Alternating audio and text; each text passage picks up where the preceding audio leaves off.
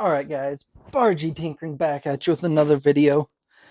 Today we're going to be talking a little bit about the 300 PRC, and I did something special. So, before we get into that, just in light of recent events, got me thinking, how can we, or I, help, influence the world for better?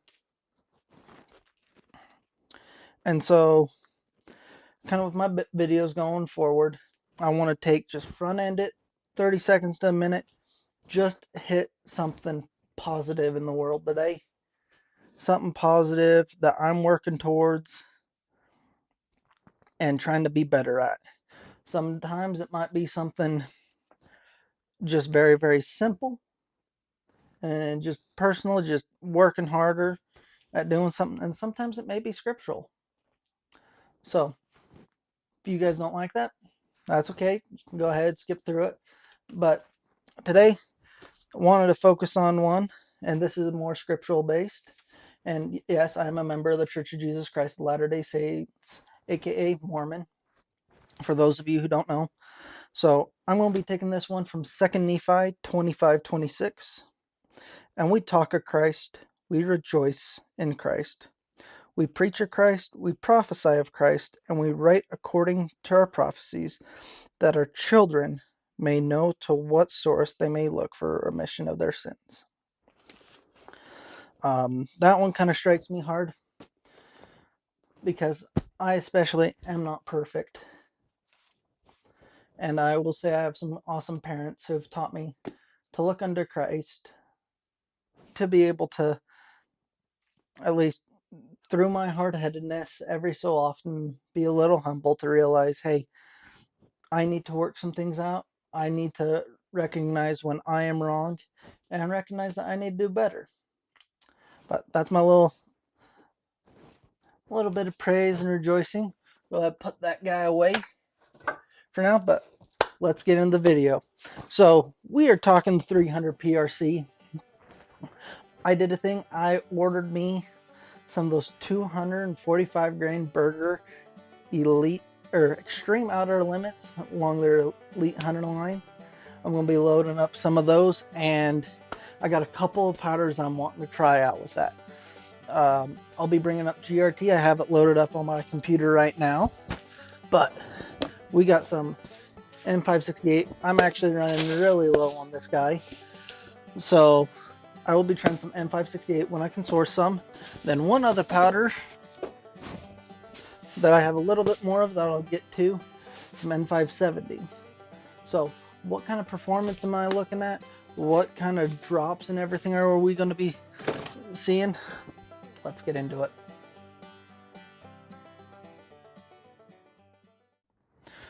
Alright guys, as you can see, I got GRT pulled up right now. What we are looking at here is I got my 300 PRC, and then I have manually inputted the Berger Elite Hunter, that 245 grain bullet. So if you want, I can do a video on how to show you guys how to do that, as well as how to manually input different cartridge cases. I have done that with the 6.8 Western. So if you'd like to see some videos on how to do that, say you have a Wildcat you want to run, or you have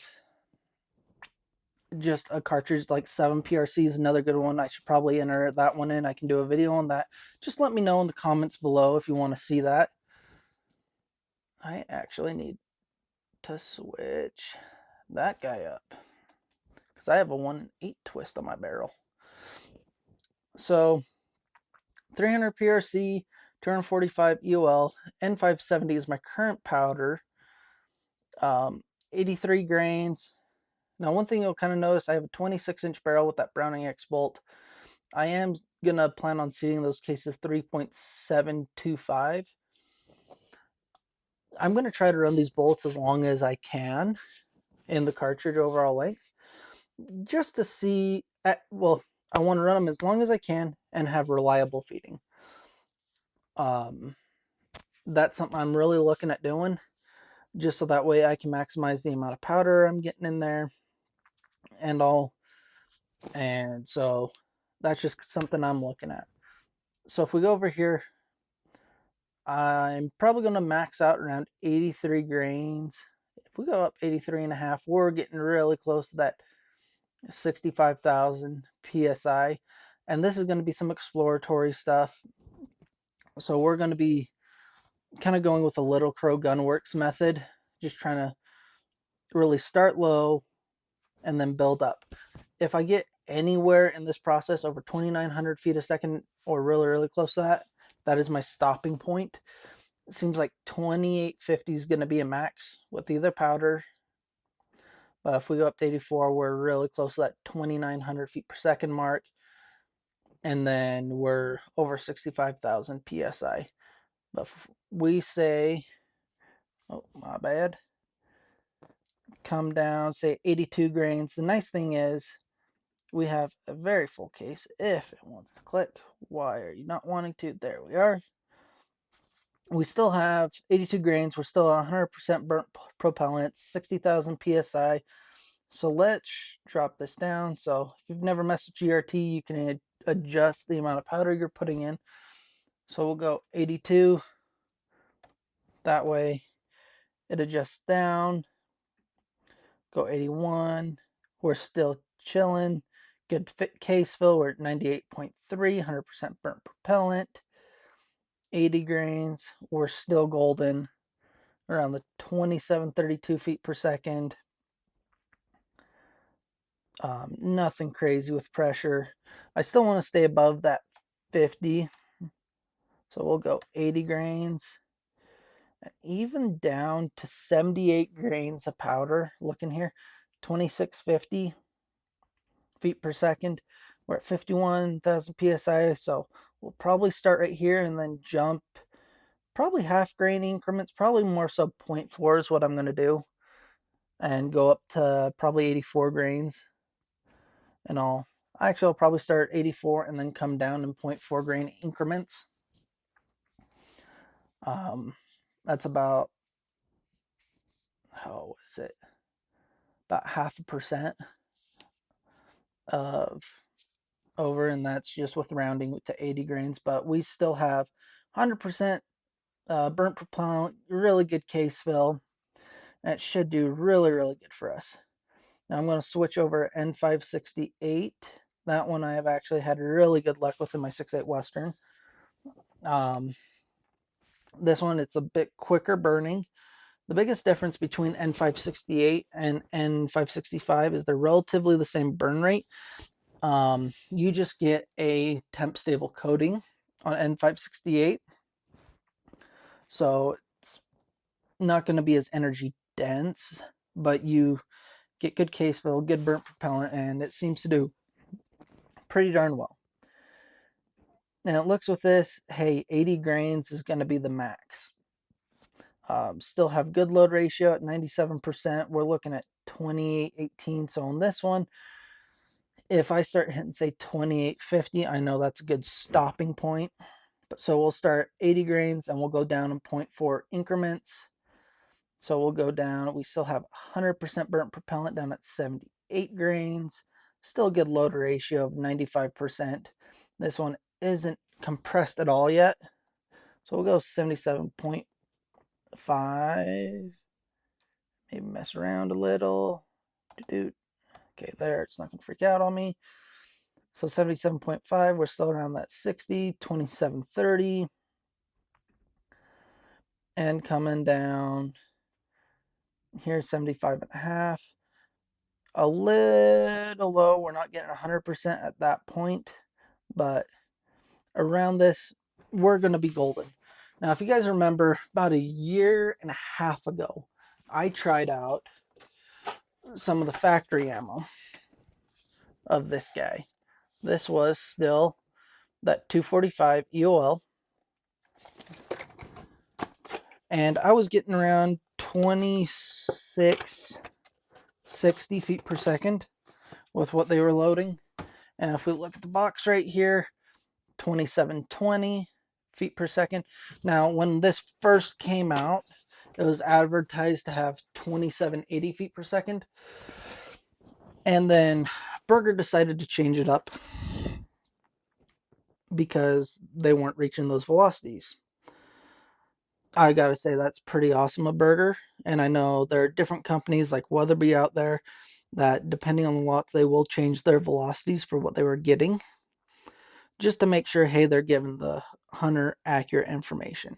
I really appreciate that. I think that's very honorable of them to do that, to be like, hey, we're not reaching as fast as we were thinking, but hey, we want to make sure we're giving as accurate information as possible. Now, with Berger, when I did shoot that, that was more in the winter time, and so I don't blame it being a touch slow. And it's based off a 26-inch barrel, which I do have. So without further ado, let's go and look at some trajectories, and I'm going to kind of compare it to my 215 Berger hybrid target load and just see what's the difference I'm seeing with them. Coming back at you. So here, got my screen recording on. Hopefully you guys can see it. We are now looking at my 215 grain Berger load. So let's take a look at it and see what it does, see how it compares this 245. Because a lot of us, we will compare, hey, how's that 180 to 150 work? And we'll compare bullet weights in the same product family, see, hey, what gives us the best advantage for the ranges we're hunting at. So 215 closest to the 217 Elite Hunter that Berger announced. I'm going around 29-30 feet per second. So I'm going to give drop in mils. Just, yeah, I'm just going to go mils. Yeah, actually, no, we'll go MOA. You convinced me. So we'll go out actually to 2,000 yards. Not 20,000, just 2,000. Part of what I want this 300 PRC to be is more of a target rifle that I can hunt with. So I got some plans for this rifle. That will happen at the speed of cash. So it's just going to happen when it happens. So just roll with that with me. So calculating the range card. So we're at 29-30 feet per second. So we'll hit some pretty good numbers. We'll probably go about the 500s. So dropping MOA 500 yards, we're at 7.73, so really close to 7.75. We're still moving at a velocity of 24.58 feet per second. 600 yards, or 23.69 feet per second. Really good. Out to 1,000, we're 2,032 feet per second. Berger advertises down to 1,800 feet per second for expansion and for what they want. So for this 215 Berger, and now I set it at 8,000 feet of elevation because that is around the elevation where I hunt at. It's either going to be usually higher than that, but 8,000, it just gives me a roundabout worst case to an extent. So we got 1,300 yards. It's going to be a couple feet shy of 1,800 feet a second. It's not going to matter. Now, I do not have the skills to take an animal at 1,300 yards. I just don't. I'm not confident for that, so I'm not going to take that shot. I'll still probably stay with under 800, 600, 800 yards. I want to have my first shot within 600, and then I want to make sure I have skills good enough to, in the event, and it doesn't matter your bullet construction, I don't care what bullet you use, whatever makes you confident. But within that range of an oh crap scenario happening because animals run off, I have enough of a cushion. So now let's look at this 245.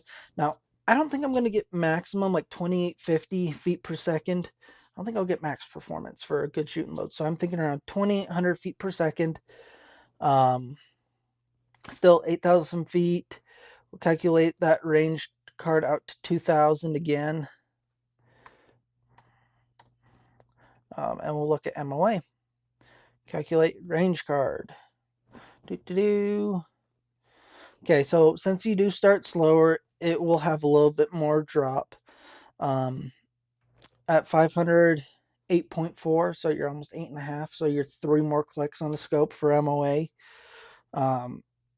Out to 1,000, 22.73. You're still moving 20, 40 feet per second.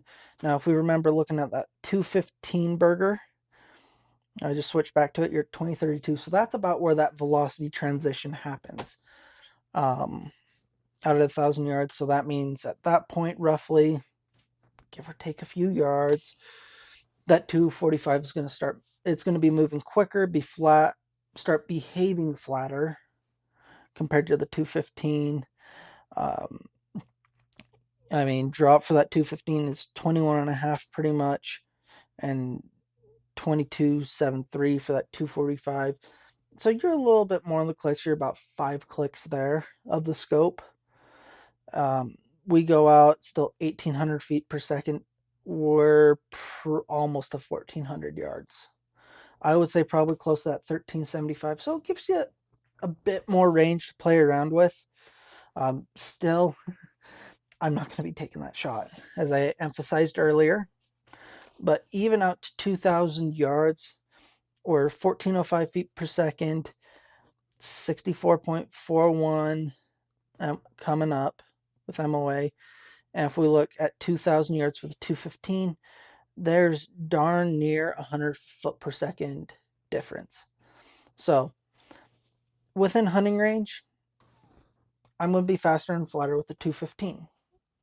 Now, where I want to be a little bit more of a dual purpose, mainly focused on the target that can hunt, I'm gonna be erring towards these 245. So that's why I purchased them. There's some things I want to do with this rifle as I burn this barrel out. Just shoot enough. No darn. I had a lot of fun doing that. But hopefully this video was helpful, you guys. Thanks for watching. Let me know what you think. I mean, I could do a couple other different bullets and just kind of compare them. What is more realistic performance? But anyways, guys, thanks. Like, comment, subscribe. Let me know what you think, and I'll see you guys on the next one. Bye.